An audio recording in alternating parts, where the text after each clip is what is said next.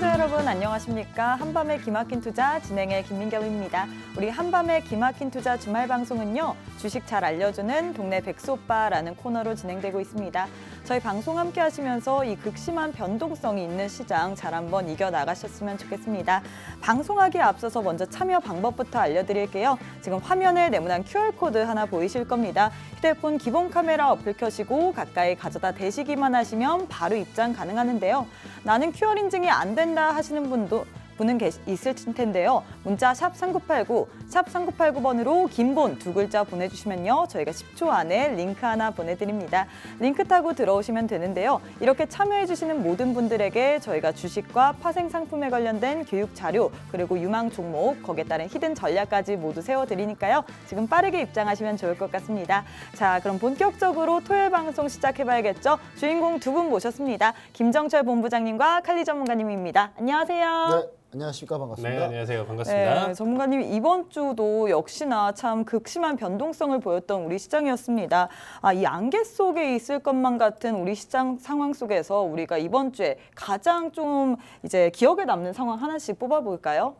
네, 일단 뭐 제가 기억에 남는 상황은 딱 하나가 있습니다. 뭐예요? 바로 뭐냐면 금융통화위원회 금통위. 결정. 네, 일단 금융통화위원회 금리 결정이 사실 왜 기억에 남냐면 되게 뻔뻔하다 다들.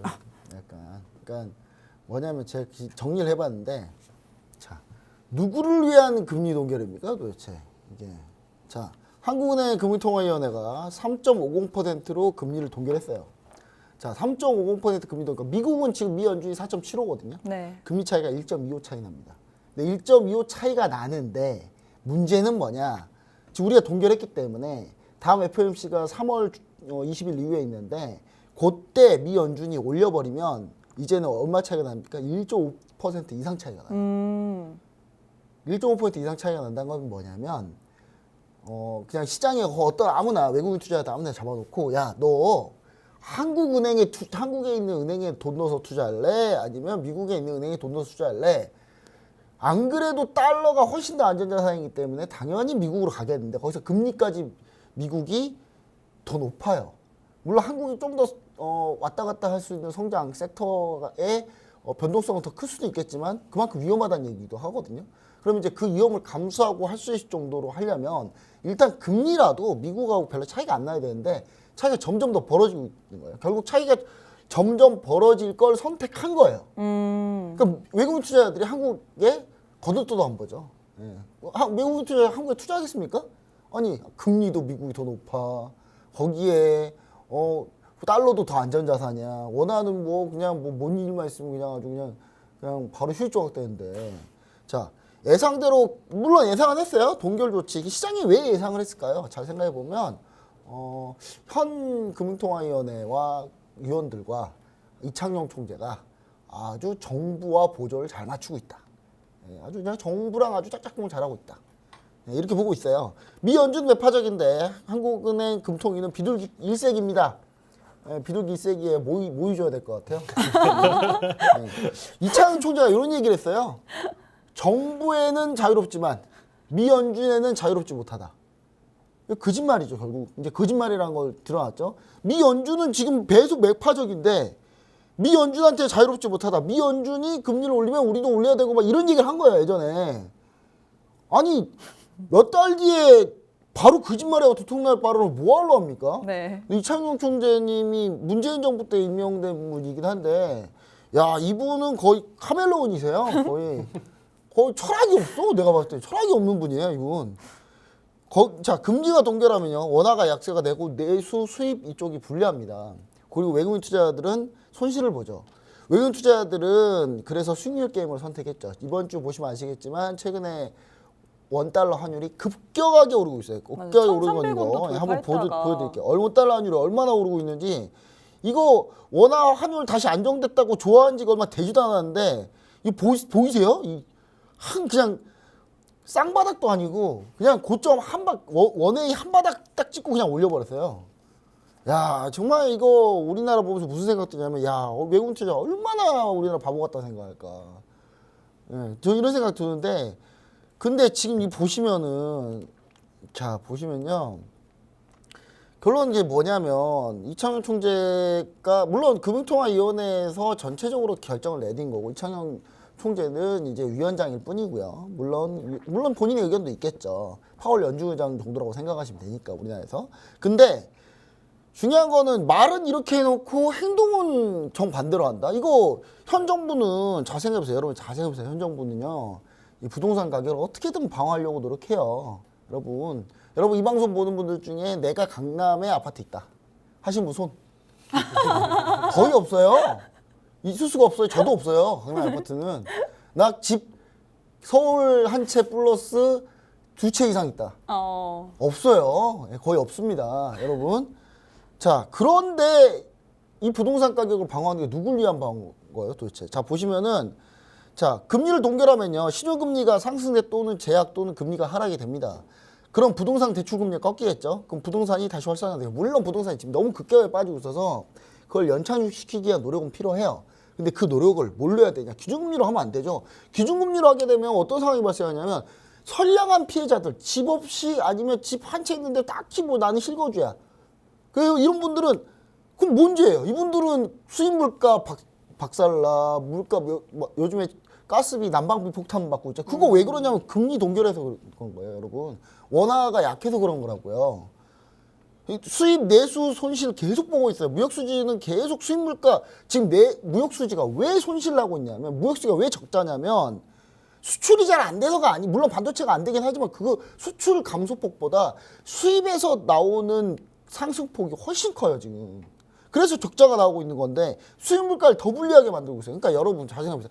칩 있는 사람들 위해서 칩 있든 없든 모든 사람이 다 희생하는 구조를 만들어주고 있는 거예요, 지금. 여러분. 그 외국인 투자자들이 국내 주식 순매수 종료했죠. 근데 이제 우리 이창용 총재님이 그래도 염치는 있는지 기자회견에 마지막에 그러더라고요. 금리 인상이 끝난 게 아니다. 이 말 하고요. 주가가 금리 동결하니까 폭락. 이창용 총재가 이 말 하니까 다시 살짝 반등.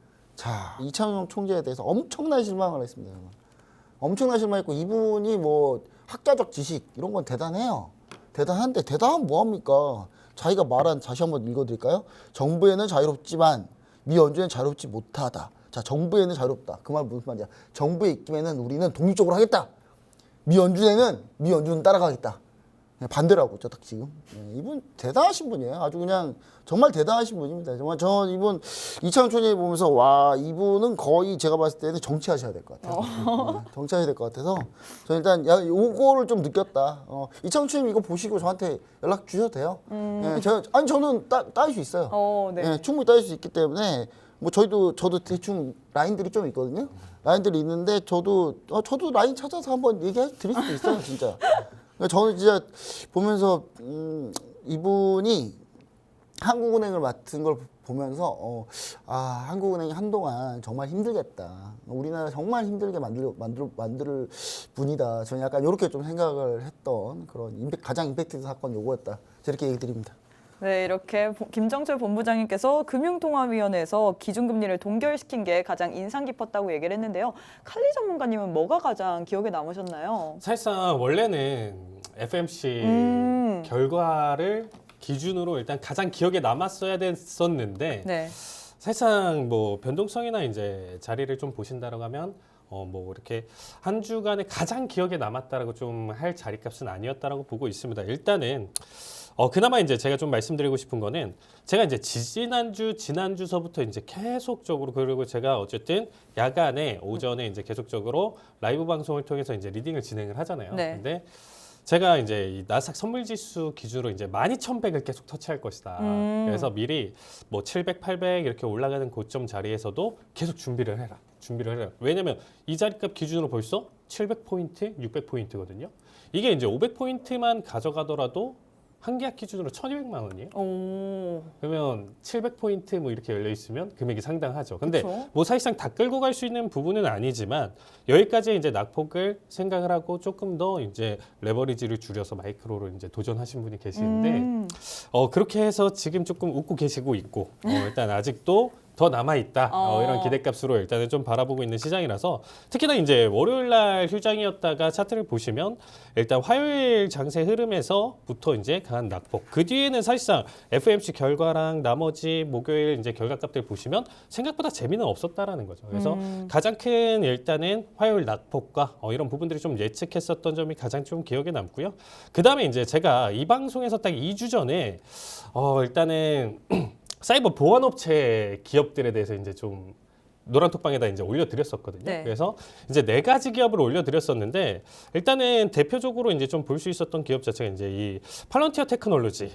요거를 이제 제가 이제 이 4가지 기업에서 이제 고르고 있었는데 자, 팔런티어 같은 경우는 이제 실적 발표를 통해서 어닝 서프라이즈가 나와주면서 당일날 21% 급등을 했었고요.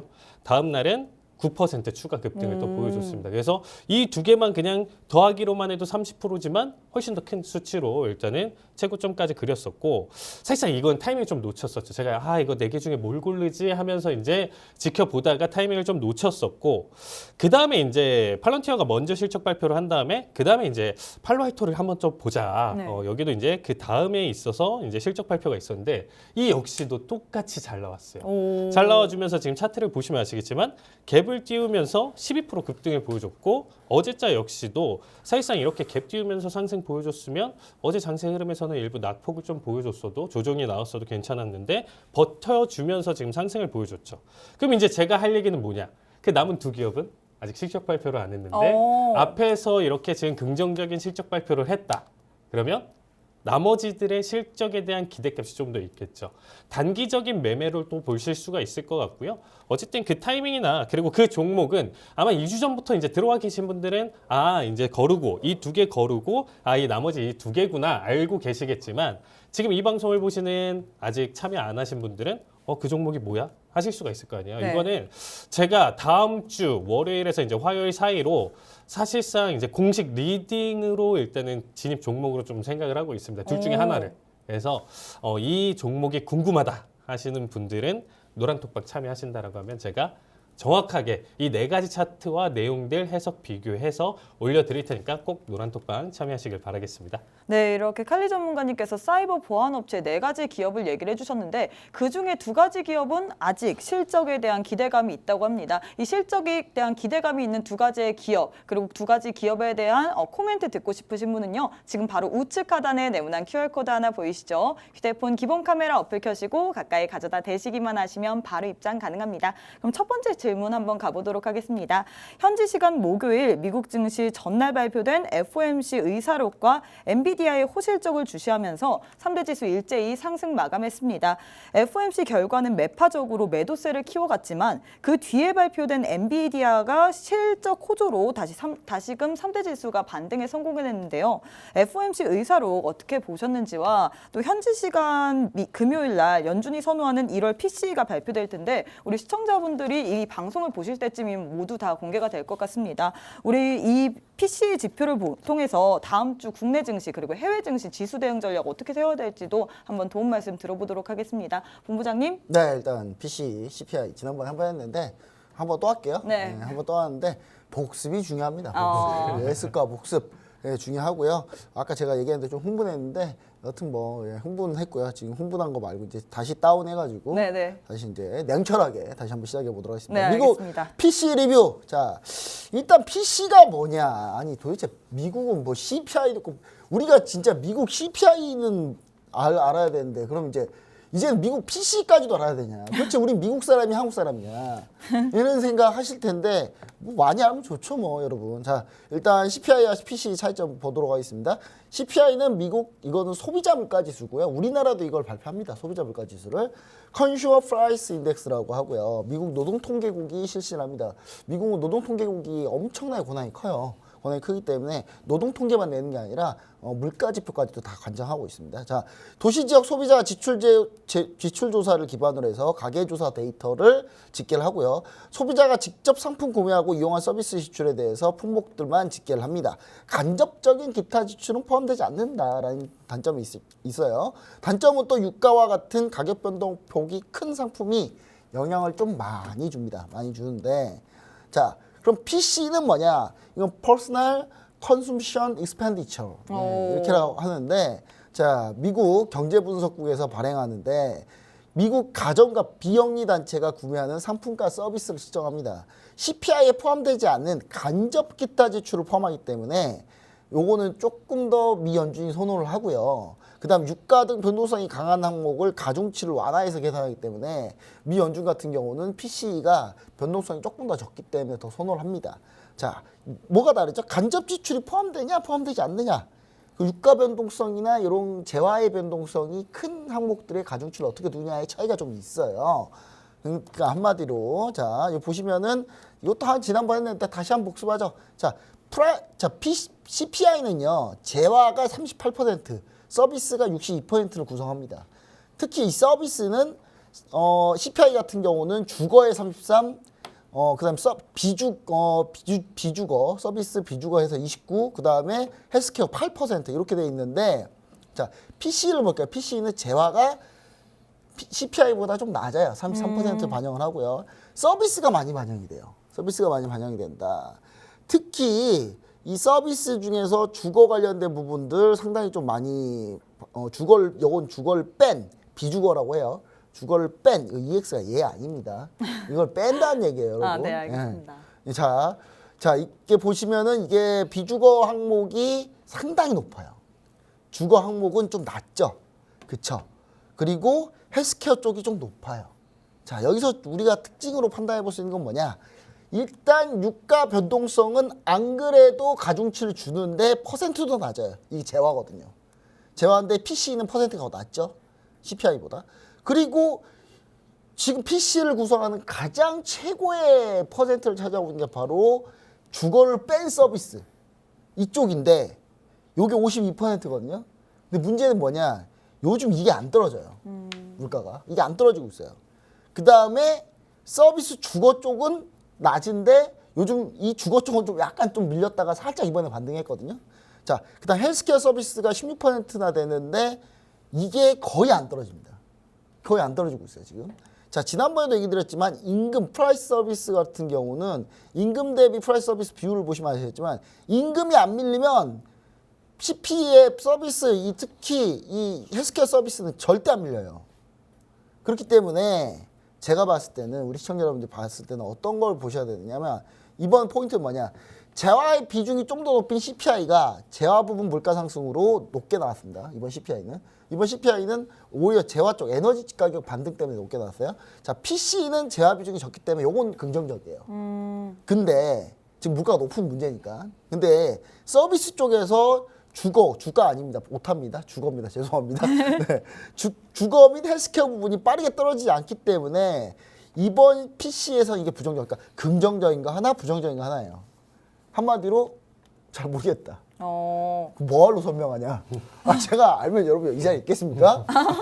제가 PC 지표를 지금 미리 알고 있어요. 그럼 여러분 저는 뭐 할 거냐면 돈 풀로 땡겨가지고 네. 그냥 해외 선물 그냥 풀 배팅해요, 여러분. 저도 잘 모르겠습니다. 사실 하나는 긍정적인 포인트, 하나는 부정적인 포인트라 아예 감을 못 잡겠어요, 진짜.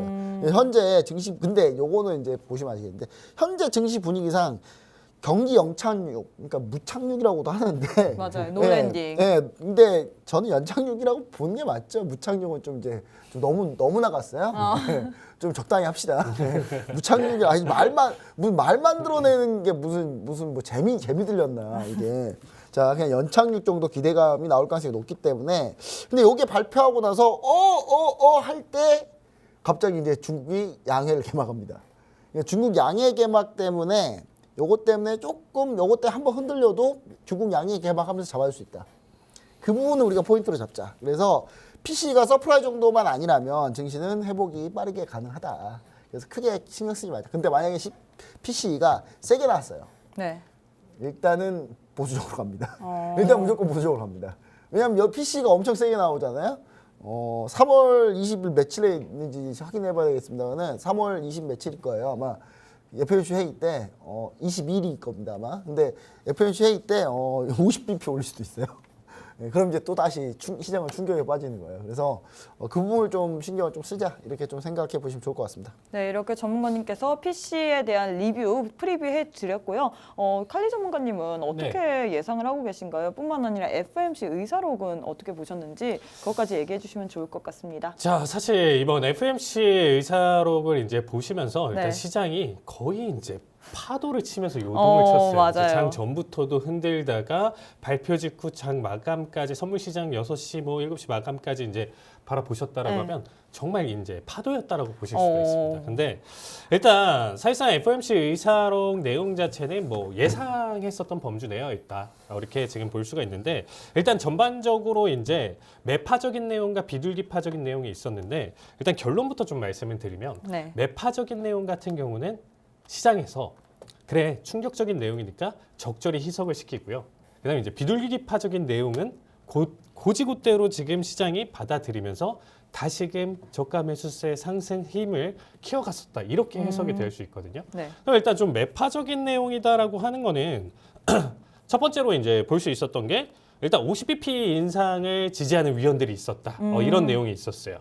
왜냐면 이제 그리고 그 다음까지도 설마 금리 인상하겠어? 초반 올 초 분위기만 하더라도 그랬었잖아요. 그래서 페드워치에서도 이제 굉장히 좀 긍정적으로 봤었는데 50bp를 인상하는 위원들이 있었다. 이런 얘기가 있었는데 또 월가에서는 이 얘기를 어떻게 해석을 했냐면요. 그 50bp 얘기한 사람들은 투표권이 없는 사람들이야. 이런 얘기가 이제 시장에 나왔어요. 네. 근데 실질적으로 이 FOMC를 보시면 아시겠지만 누군지 공개가 안 돼요. 원래 누군지 공개가 안 되는데 네. 사실상 뭐 저희 방송을 꾸준히 보신 분들은 아시겠지만 본부장님이 PPT로 굉장히 정리를 잘 해주셨죠. 지금 정확하게 현재 알려주셨죠. 위원들이 성향이라든지 이런 부분들을 얘기를 콕 집어주시면서 알려주셨으니까 대략적으로 이 얘기를 했었을 때 그래 그럴 수도 있겠구나지만 확실하진 않다라는 거죠. 카더라죠 사실. 이거를 뭐 공개해서 이렇게 한다라고 하면 그쵸? 점도표가 의미가 없고 그냥 각각의 위원들이 찍는 게 이제 이름이 될 테니까. 그래서 일단은 이런 부분들이 있고 이거를 이제 좀 추가적으로 이제 시장은 좀 더 좋게 받아들이려고 이런 식의 해석을 가져간다라고 볼 수가 있고 특히나 이제 좀 안 좋은 내용 같은 경우는 이제 대차제조표 축소에는 전 위원들이 찬성을 했다라고 했어요. 그럼에도 불구하고 사실상 매도세를 훨씬 더 키워갔어야 되는 부분인데 안 키워갔다라는 거죠. 그러니까 낙폭은 주긴 했지만 이 내용과 충격으로 전달될 수 있는 시장의 하락폭이 아니었다라고 보시면 될 것 같아요. 자, 그다음에 이제 뭐 세 번째는 뭐 다수의 이제 위원들이 올해 경기 침체를 굉장히 좀 우려스럽게 좀 보고 있다라는 점인데 뭐 사실상 뭐 추후에는 뭐 지금 다양한 해석이 있어요. 이제 경기 침체에 대해서는 이제 그래도 뭐 좀 더 우려한다 해서 다양한 의견들이 나오고 있다. 이렇게 또 계속 희석이 되고 있거든요. 그러니까 시장 해석 자체가. 그래서 이번 FOMC는 사실상 뭐 예상치대로 나왔다라고 하면 강력한 하락장 속에서 마감을 볼 수 있었던 게 가장 좀 대표적인 시나리오였었는데 정말 파도를 쳤었던 정말 힘들었었던 시장 흐름이었었다. 그래서 예측하기 좀 힘들었었고 단기 대응하기는 좀 힘든 장세였다라고 보시면 될 것 같습니다. 그 다음에 이제 뭐 사실상 지금 현재 시장에서 지난주에도 좀 얘기 드렸었지만 FOMO 나만 지금 못 사. 저가 매수에 이제 좀 들어왔었는데 일단 좀 가장 좀 문제가 뭐냐면 들어올 수 있죠. 뭐 그동안 현금화 시켰었던 금액들 자체를 지금 내가 투자의 적기다라고 생각해서 들어와도 괜찮은데 사실상 지금 월가에서 이제 얘기가 나오는 게 이 은행에서 이제 대출에 대한 이제 뭐라 그러지? 대출에 대한 부분에서 이제 갚는 금액들 이런 부분들이 굉장히 좀 탄탄하게 잘 이루어지고 있으면서 올 초 작년까지만 하더라도 이런 부분들이 그래도 나쁘지 않게 받쳐줬다는데 지금 계속적으로 대출 연체가 이어지고 있더라고요. 이게 무슨 말이냐? 나만 못 사 하는 거를 대출까지 지금 받아가면서 사고 있는 개인의 매수세가 들어온다라는 거예요.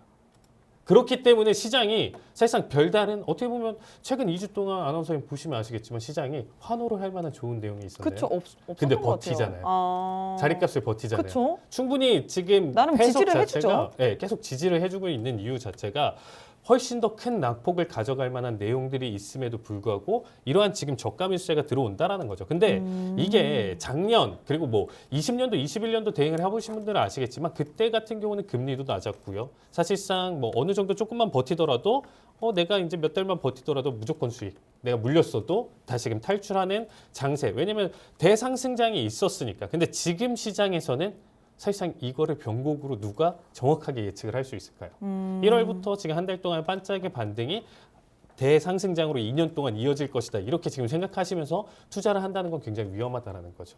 사실상 좀 버티면 괜찮겠는데 이게 대출까지 들어간 금액이 있다 보니까 금리도 높고 사실상 좀 시장 분위기 더 안 좋게 빠진다라고 하면 문제가 좀 많이 생기겠죠. 그래서 저는 이런 부분을 조금 지금 우려스럽게 보고 있어요. 그래서 일단은 제가 노란톡방에서도 좀 언급은 드렸었는데 이제 월마트랑 홈디포에서도 이제 나와주는 향후 가이던스라든지 이런 부분들이 좀 암울하던 부분들이 있기 때문에 전체적인 시장 흐름으로 봤을 때는 뭐 단기적인 반등은 있을 수 있어도 하락 장세, 올 하락 추세는 계속적으로 좀 이어질 것이다라고 보고 있기 때문에 최대한 매매 자체는 좀 조심스럽게 바라보셨으면 좋겠습니다.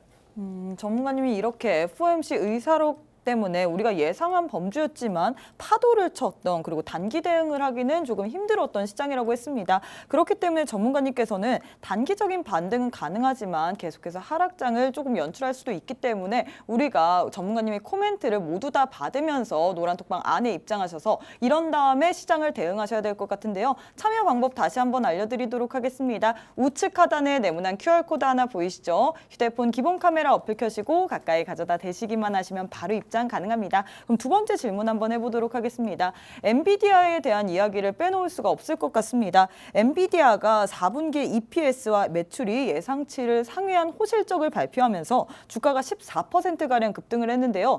이 때문에 AMD 등 관련주들이 동반 상승을 했습니다. 미국 증시에서 이 AMD, 엔비디아 등 이렇게 반도체 관련주들의 주가 흐름 어떻게 보시나요? 사실상 뭐 AMD, 엔비디아 같은 경우는 이번에 뭐 AI 이슈로 인해서 어떻게 맞아요. 구글과 마이크로소프트의 대결 이런 부분들에 대해서 반사 수혜를 좀 크게 최대 입었었다. 수혜주라는 어떻게 이야기가 보면 있더라고요. 지금 그렇죠. 최대 반사 수혜를 좀 가져갔었던 종목이고 사실상 우리나라에서도 이제 가장 또 사랑받는 종목 중에 하나예요. 이 엔비디아가. 왜냐면 이전부터 워낙 지금 차트를 보시면 아시겠지만 이미 코로나 쇼크 때 이후서부터 이 상승폭이 어마어마했어요. 46달러였었던 종목 자체가 지금 보시면 350달러 부근대까지 상승을 보여줬기 때문에 무려 뭐 거의 10배 가까운 상승을 보여줬었던 종목이었었죠. 이때까지만 하더라도. 그래서 일단은 대상승에 뭐 이때는 또 어떻게 보면 비트코인의 어떻게 보면 채굴 수혜까지도 굉장히 좀 겹치면서 강한 상승장을 이뤄왔다가 정확하게 지금 작년 기준으로 고점 맞으면서 낙폭을 크게 보여줬습니다. 그래서 일단 코로나 쇼크를 좀 기준으로 제가 이제 좀 설명을 드리면 자, 코로나 때 이제 쇼크를 받고 상승폭에 따라서 지금 78%나 하락을 가져갔었죠. 그래서 저도 사실상 이 방송에서 이게 지금 제가 거의 한 근 2년 동안 지금 계속 하고 있으니까 이 엔비디아, AMD, 퀄컴, 브로드컴 네, 이렇게 맞아요. 해서 이 대상 종목들에 대한 설명을 정말 많이 드렸었어요. 그래서 중간중간에 이제 반등 타이밍이나 이런 약 반등 구간 짧은 타이밍들을 좀 많이 예측을 했었는데 일단은 최근 움직임에서 사실상 이번 호실적으로 14%나 이제 어제장세 맞아요. 뛰면서 갭을 띄우는 움직임을 크게 보여줬다라는 거죠. 그래서 갭을 띄우면서 236달러까지 지금 반등을 좀 보여줬었는데 사실상 엔비디아 이 수혜는 맞지만 이번 사실상 실적을 좀 보시면 아시겠지만 이미 앞에서부터 계속적으로 가이던스가 이미 하향된 상태였어요. 이해되시죠? 네. 계속적으로 이미 낮은 가이던스 상태를 맞았다지 사실상 좋은 호실적이다라고 표현하기는 힘들겠죠. 이미 낮아져 있는데 이 낮은 상태에 맞았다라고 해서 오케이는 아니잖아요. 어쨌든 반사 수혜로 최근에 이제 강한 급등 그리고 이미 78%대 이제 박앤세일이라고 좀 볼 수가 있죠. 어떻게 보면 이렇게 사랑받을 수 있는 대형 종목 자체가 고점 대비 78% 대략적으로 80%의 낙폭을 가져갔다라고 하면 고점 대비 80%의 지금 낙폭을 가져간 자리값에서 저가 매수세가 좀 더 일찍 들어왔어요. 그러니까 지금 얘가 이 종목 같은 경우는 좀 더 저가 매수세가 1월 달에 들어왔다는 게 아니고요. 10월 달에 이미 바닥을 그리고 나서 들어왔죠. 그러니까 차이가 좀 있죠. 최근의 시장에서 반등 흐름이랑.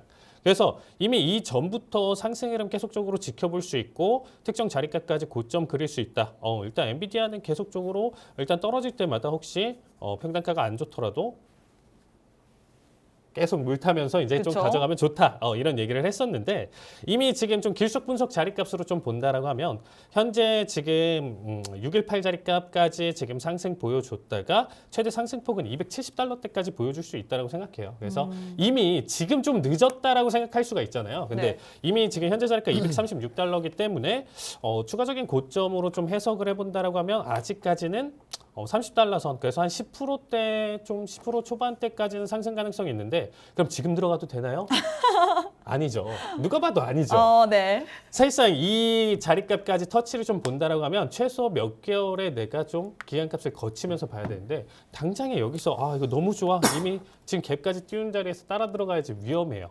지금은 사실상 조정이 나올 때요. 기간 조정이라든지 아니면 단기간의 눌림의 가격 조정이 또 발생할 수 있기 때문에 지금 단계에선 좀 조심스럽게 보시면 좋겠지만 이 AI 관련 종목들은 이 테마는 올해 좀 계속적으로 저는 불 것으로 예상하고 있기 때문에 일단은 좀 장기적인, 중장기적인 안목으로 봤을 때는 굉장히 긍정적이다. 이런 얘기 전달드리고 싶습니다. 네, 이렇게 엔비디아에 관련된 이야기 해주셨고요. 그러면 엔비디아로 국내 증시에서도 관련주들이 많은 영향을 받았잖아요. 어떤 종목들을 관련주로 또 엮을 수가 있을까요? 일단 엔비디아 우리 시청자 여러분들 잘 생각해 보시면 엔비디아는 뭐 하는 회사입니까? 그러니까 엔비디아는 정확하게 반도체를 설계하는 회사예요. 팹리스 공장이 없어요. 설계만 죽어라 합니다. 누가 만들어요? 누가 만들겠습니까? 삼성전자 아니면 SK 하이닉스 아니면 어디겠어요? TSMC죠. 예. 뭐 이런 데서 만드는데 물론 TSMC는 퀄컴과 만드느라고 정신이 없어요. 정신이 없을 거고 엔비디아가 최근에 SK 하이닉스에다가 GPU 주문을 5배를 때렸어요. 야, 우리가 예전에 어느 정도 만들어 달라고 예를 들어서 2를 만들어 달라고 했으면 이번에는 또 5를 만들어 달라고 하는 거예요. 양을 5배를 늘렸단 말이에요. 그러니까 앞으로 AI 때문에 엄청나게 수요가 많을 거다 생각하고 대량 주문을 넣었다. 라고 기사에 떴는데 이 기자분들이 공부를 잘 안 하신 거야. 원래 양이 다 배우셔야겠네요. 원래 양이 그렇게 많지 않았어요. 그러니까 제가 봤을 때는 원래 100이면 100일 기준으로 따지면 10 주문했다가 50 주문한 거예요. 그러니까 별로 그렇게 많지 않은 거예요. 그러니까 뭐 예를 들어서 뭐 1000 주문했는데 그게 5000 된 게 아니라 그러니까 그렇게 보시면 좋을 것 같은데 그럼에도 불구하고 어제 엔비디아가 뭐 잘 나가다 보니까 오늘 AI 관련주들이 정말 난리가 났습니다. 그쵸. 자, 첫 번째로 AI 관련주 할 때 항상 먼저 보셔야 되는 종목이 꼭 있습니다. 바로 그게 미래소음 코난 테크놀로지. 예, 코난 테크놀로지인데 사실 제가 어제 우리 노란통 메시지 오픈 채팅방에 얘기를 드렸어요. 뭐라고요? 코난 테크놀로지를 죽어도 AI 관련주에서 손절당해도 코난에서 손절당해야 된다. 라고 얘기를 드렸습니다. 근데 사라고는 얘기 못했어요. 근데 오늘 또 추가 상승이 있었지 않아요? 오늘 21% 지금 올라가고 있어요. 그러니까요. 지금 24일 날에 지금 21% 올라가고 있는데 이게 너무 지금 화가 나요. 너무 화가 나는데 그래서 오늘 조금 분노가 네. 있으셨군요. 사실 여기서 맞은 뺨을 이창용 총재님한테 화풀이를 했어요. 근데 잘 보시면 잘못 아시겠지만 풀이했네. 네. 이거 말고 이 다음에 뭡니까? 솔트룩스입니다. 이 다음 보실 종목은 솔트룩스. 자, 솔트룩스도 신고가인데 오늘 솔트룩스는 어제 좀 많이 급등시켜가지고 오늘 조금 이제 조정을 받고 있고요. 그 다음에 그럼 솔트룩스 들어갑니까? 못 들어가요. 이거 어떻게 들어가요? 자, 그 다음에 셀바스 AI 보시면 아시겠지만 셀바스 AI도 솔트룩스하고 비슷한 흐름이다라고 보시면 좋을 것 같고요. 그 다음에 우리가 또 봐야 될 건 뭐냐? 마인즈랩을 한번 보도록 하겠습니다. 마인즈랩. 자, 마인즈랩이 여러분 어떻습니까? 그나마 좀 덜 올라갔죠.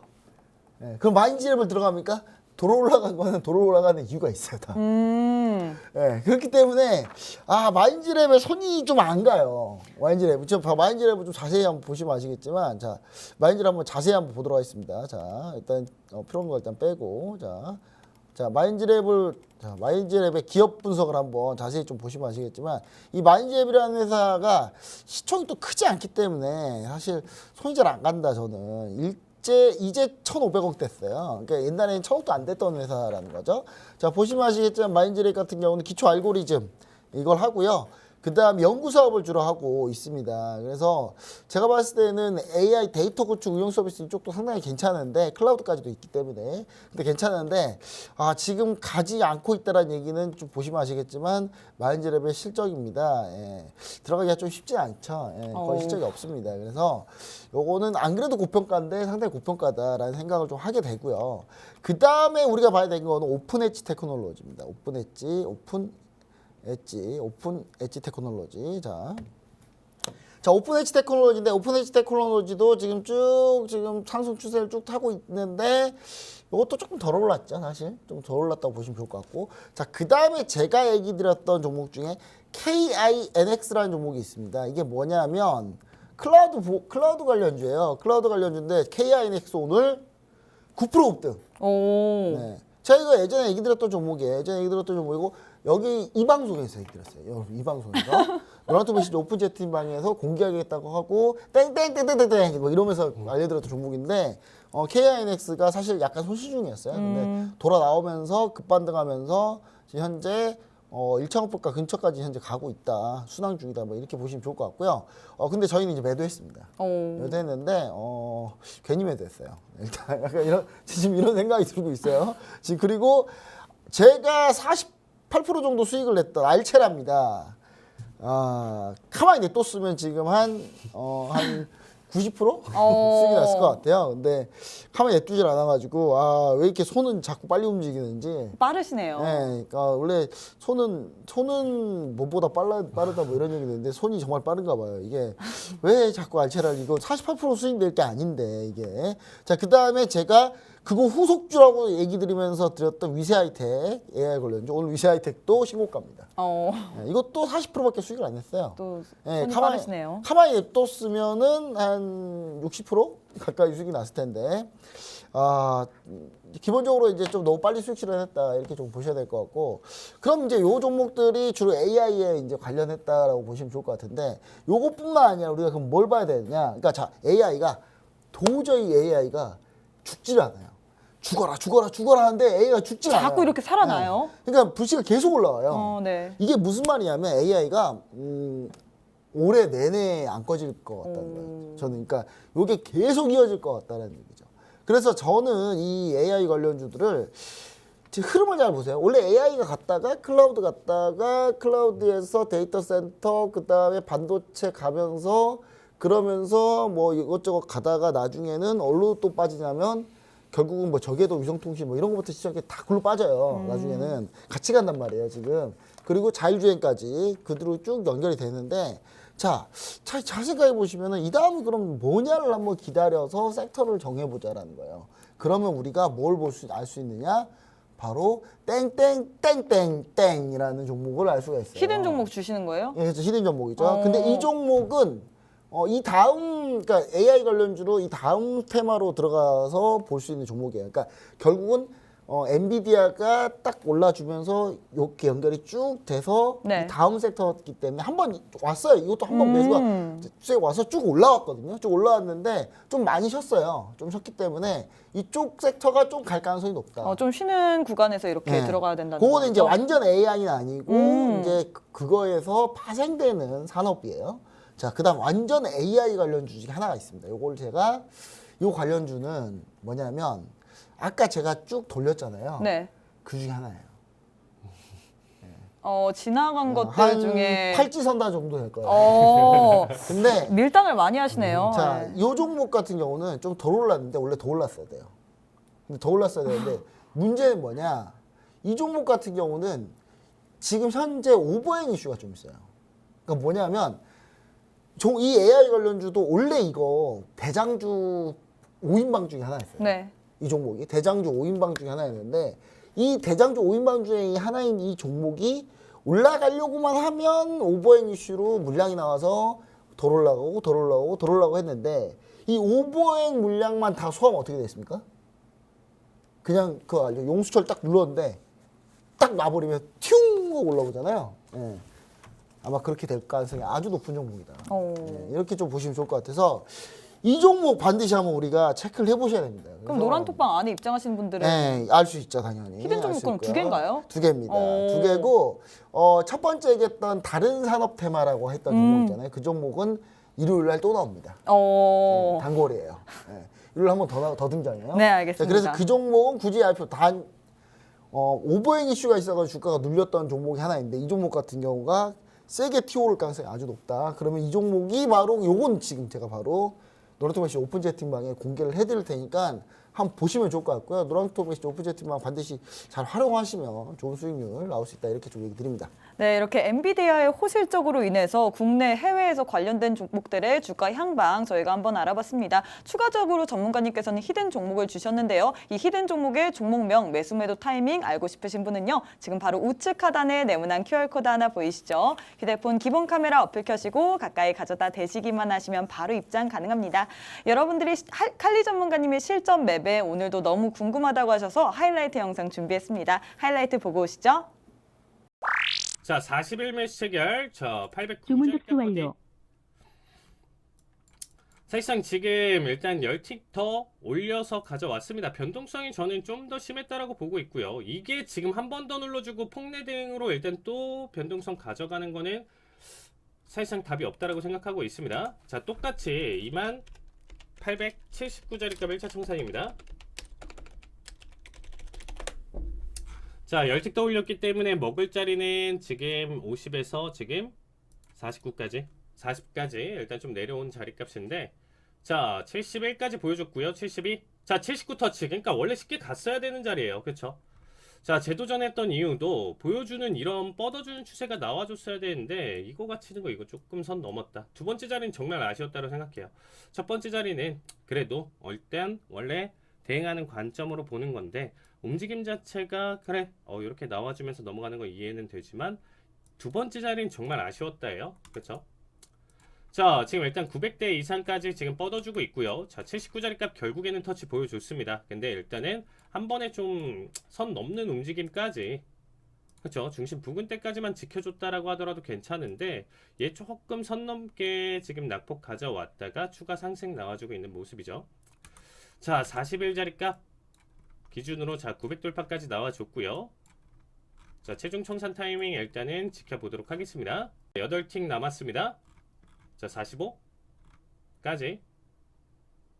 자, 37고점 46분. 자, 4틱. 좋습니다. 네, 100틱으로 볼게요. 네, 100틱 수익 축하드립니다. 자, 29 매도 체결. 자, 41 컷 주문 접수 완료. 다시 보도록 하겠습니다. 자, 12,229 매도 체결. 자, 계속 본절 자리값 따먹고 넘어가네요. 자, 29 재도전 받습니다. 자, 중심가까지는 올렸고요.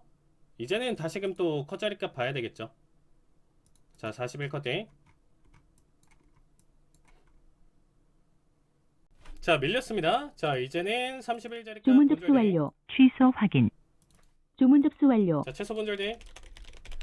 201 자리값은 이제 한 600불 정도 되는 자리값 1차 청산은 그쵸 201 자리값 봐주시면 될 것 같고요. 최종 청산 자리는 지금 175 자리값 보도록 하겠습니다. 아, 이제는 좀 가자. 아, 정말 힘들게 하네요 오늘. 이제 좀 갈만한데 다이렉트로 터치도 보여줄 만한 구간이고 저점 밀면 자리값 확보 보도록 하겠습니다. 201 자리값 1차 청산 자리값 확보 볼게요. 자, 저점 한 번 더 터치나 밀어주면 자 600불 확보 보고요. 자, 최종 청산은 175 이렇게 봐주시면 되겠습니다. 이제는 둘 중에 먼저 체결되는 자리값 보도록 하겠습니다. 수익으로 일단 마무리 보도록 하겠습니다. 수익 보신 분들 축하드리고요. 자, 주문 접수 완료. 499 매도 체결. 자, 지금 일단 31 컷대인 그대로 보고요. 1차 청산 똑같이 보겠습니다. 2455 15 자리값 1차 자리값 일단 대략적으로 45T.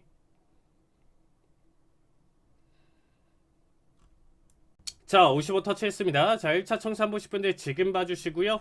자, 일단은 501 자리값 최소 본절 달면서 나머지 취소 수익 확인. 지켜보겠습니다. 좀- 한 401 2차 청산. 자, 401 자리값이 대략적으로 100틱이죠. 자, 여기서 정리 보고 마무리 보실 분들은 가져가셔도 괜찮고요. 이 자리값보다도 청산은 기대값이 조금 적을 수 있다고 생각해요. 그래서 2차 청산 자리값 일단 401 자리값 드렸고, 지금 여기서 일단은 이탈 자리값이나 반등이 좀 강하게 나와준다라고 하면 중간값 정리 자리값 청산 타이밍 보도록 하겠습니다. 30까지는 받아줘도 되는데 40 이상 돌파하면 일단 마무리 보는 것도 나쁘진 않다고 생각하고 있습니다. 자, 어쨌든 얘가 단기 급등으로 이렇게 보여주면 일단은 정리 보는 거고, 우리가 어쨌든 수익은 확보 보면서 가져가야 되겠죠. 그 다음에 이제 380, 70 요 정도 구간대 놓여져 있을 때 400짜리를 확보 보는 타이밍은 아직은 아닙니다. 조금 더 기다려야 되겠죠. 35? 아우, 다이렉트로 꽂네요. 리스크가 좀 있긴 했어요. 그쵸? 그래서 2차 청산 100틱짜리 값 드렸고, 여기서 반등 나온다라고 하면 일단은 60틱 청산으로 일단 가져갈게요. 자, 60틱 수익 축하드립니다. 자, 39 매도 체결. 자, 39 기준으로 지금 주문 일단은 접수 완료. 71 커팅. 자, 일단은 바닥까지는 한번 기대값 있는 자리값으로 봐주시면 될 것 같고요. 매도 추세가 아직 끊겼다라고 저는 생각하지는 않아요. 그래서 한 번 더 도전을 했던 자리값이고, 자, 마지막 분봉에서 일단은 마감 분봉에서 11시 4분 자, 저점 밀어주고 넘어가고 있는 모습이죠. 터치 보여주고 반발 매수에 나와준다라고 하면 사실상 본절 나올 가능성이 높겠죠. 자, 406 자, 405 터치. 자, 405 터치 보여줬으니까 이제는 최소 취소 본절 달면서 확인. 보겠습니다. 주문 접수 완료. 차 자리값 나쁘진 않고요. 본절댕. 자, 음봉으로 뽑히면서 일단은 11시 9분. 자, 405까지는 딱 터치 보여줬습니다. 자, 이제 돌파 자리값 나와주고 있고요. 자, 여기서 반등 나와주면 그냥 본절로 마무리입니다. 자, 그렇기 때문에 자, 여기 자리값도 괜찮다라고 했었고요. 바닥 대비 한 번 더 횡보 치면 그냥 이제는 비비는 장세로 넘어간다. 한 번 더 저는 지금 추세에 대한 기대값을 가지면서 보는 거예요. 한 번에 지금 단기급 반등 보여줬으니까 이제 저점 이탈하면서 본격적으로 다시금 밀어주는 힘 생각하면서 지켜보는 자리로 봐주시면 되겠습니다. 80일 정리 주문 접수 보시죠. 완료. 자, 80일 자리값 확보 보고, 자, 80일 터치하면 60틱으로 마무리 보도록 하겠습니다.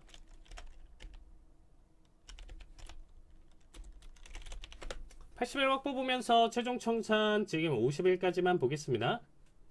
아, 이거 조금 아쉽긴 하네요. 그죠? 자, 80일. 자, 여기서 마무리 보도록 하겠습니다. 자, 119 터치. 자, 주문 130일 접수 완료. 커팅 가져가시고요. 자, 일단은 바닥 구간 지금 108 구간이죠. 108 자리값 5분 봉상 바닥인데 터치하고 찢어준다라고 하면 자, 본절 빠르게 보도록 하겠습니다.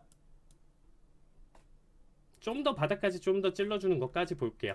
힘있게. 청산 대기. 자, 청산 보시죠. 아, 안 되네요. 끝까지 안 되네요. 그쵸? 자, 이게 이제 한 400불 초반 아니면, 그쵸? 300불 후반 정도. 여기서 일단은 좀 마무리 보도록 하겠습니다. 대략적으로 그냥 20% 마무리 좀 보도록 하겠습니다. 자, 79 매도 체결. 자, 매도 체결 됐습니다. 주문 자, 접수 511 완료. 자리값 커팅. 43 좋습니다. 자, 여기서는 본절 달죠. 취소 확인. 주문 접수 자, 완료. 본절에. 자, 1차 자리값 425 그대로 유지하면서 보도록 하겠습니다. 11 자리값 올청입니다. 자, 5틱 차. 한 번만 더 힘 주자. 자, 마지막.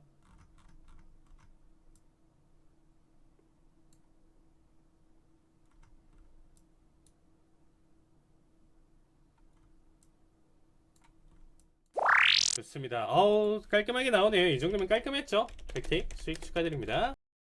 네, 그러면 다음으로 이 다음 주까지 해외 선물 상품별 투자 전략 한번 세워봐야겠죠. 이번에 칼리 전문가님께서 짧게 한번 총정리해 주셨으면 좋겠습니다. 네, 일단 다음 주 지수 같은 경우는 이제 나스닥 같은 경우는 짧게나마 단기 반등 보여준 뒤에 본격적인 하락장의 시작일 것이다. 이렇게 생각하시면 될 것 같아요. 그래서 일단 짧은 반등이라고 지금 생각하는 자리값은 12,400대.